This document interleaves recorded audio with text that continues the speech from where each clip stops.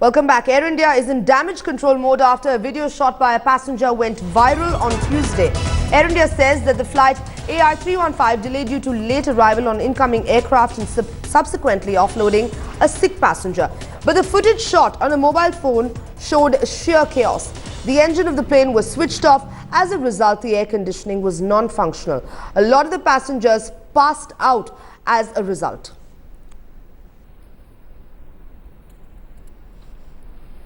And our correspondent Pankaj now joining us on the phone line with more.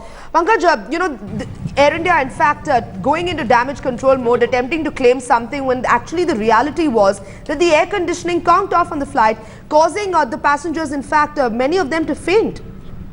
Sanjita, fact is every airline has a ground cooling unit. Even if the AC ducts were not functioning fine, then they could have made use of the cooling unit. What I'm also learning is that the airline did not switch on the auxiliary power unit, which is like mandatory. But both things not happening. At the third instance, the fact also remains as far as IGI's T3 terminal is concerned. Every aerobridge has a ground cooling unit. Now, I've had a word with the DIAL as well, and they are maintaining their unit was functioning absolutely fine. But the sources in Air India tell us that the payment dues have become so huge that the DIAL is now not providing the cooling units to Air India. So this is one of the reasons. But then as far as Air India is concerned, it says that was not the case. A sick passenger had to be offloaded. But then the visuals speak for themselves. We can all see how passengers are in great amount of trouble. As far as the APO Sanjan are not functioning, the maintenance issue could be an issue here. But as far as Air India is concerned, right now it's shying away from taking any responsibility. But Pankaj, stay with us. So just stay with us. Let's just listen into the reactions coming in from some of the passengers who were on board that flight. हर एक air India के अंदर problem है. The most pathetic flight in my life which I have undergone today. 10:30 बजे का इनका जो boarding का time था, बोर्डिंग चालू किए इन्होंने, और जो 11 बजे की फ्लाइट थी वो 12:10 को उठी है.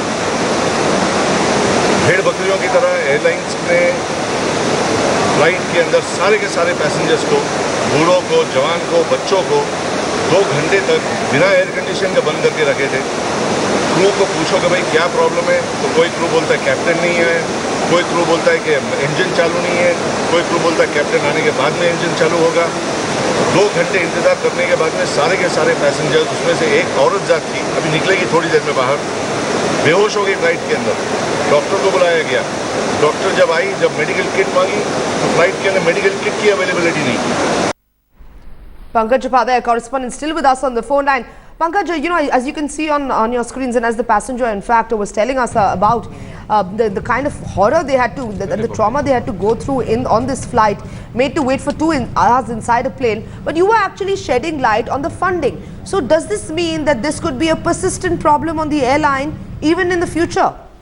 Sanjana, I just heard this passenger. In fact, this is exactly what I was also referring to, what he's talking about the engine. The crew apparently told this passenger that the engine was not switched on. Now, what happens is when the aircraft is stationary and when the passengers are boarding the aircraft, there is a unit which is known as the auxiliary power unit. It's like a small engine, which is used by the airline for cooling purposes. Now, if that APU was not functioning, perhaps it had conked off because of maintenance issues, then aircraft always have to resort to the ground cooling unit.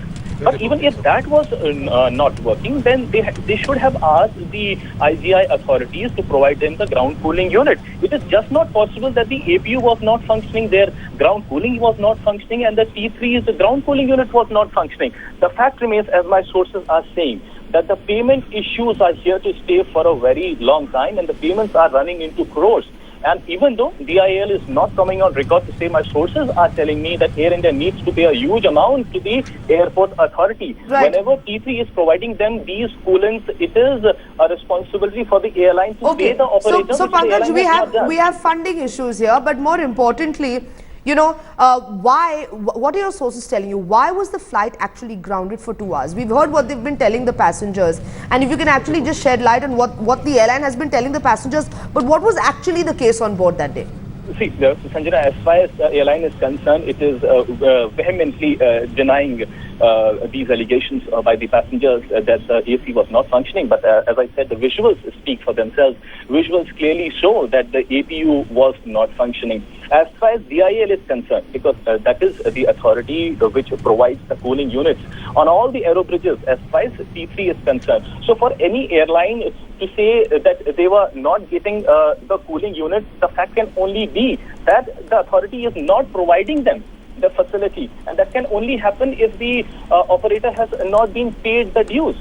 But right now, Air India completely says that that was not the case and that a sixth passenger had to be offloaded. But yes, as far as my sources in Air India are concerned, they maintain that huge dues are pending.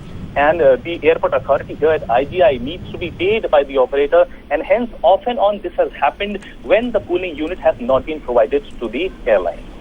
Right, Pankaj, we also know that as one of the passengers was saying, that even after the woman fainted, there was no real medical assistance that they could actually provide on board. So what is the airline going to do to salvage that kind of reputation that, you know, not only were they made to wait, but after that no medical assistance is provided to a woman who has fainted on their flight? Now, Sanjana, this is a serious issue. I'm sure now the Director General of Civil Aviation will take a very serious note of it, and a report would be asked by the airline. As far as the airline is concerned, they should. It is but imperative on their part to have a medical kit, and not just a medical kit. If someone had fainted on board, then it is the responsibility of the airline to provide an ambulance and provide the necessary medical aid. But then, right now, as Air India is completely denying these allegations. But then, if this is the case, if the APU was not functioning, then yes, the maintenance issues were there. The engineering department has been saying for quite some time that these are the issues that are plaguing them. If for cost-cutting measures, the Air India did not switch on the APU, then DGCA really needs to take a strict note of this.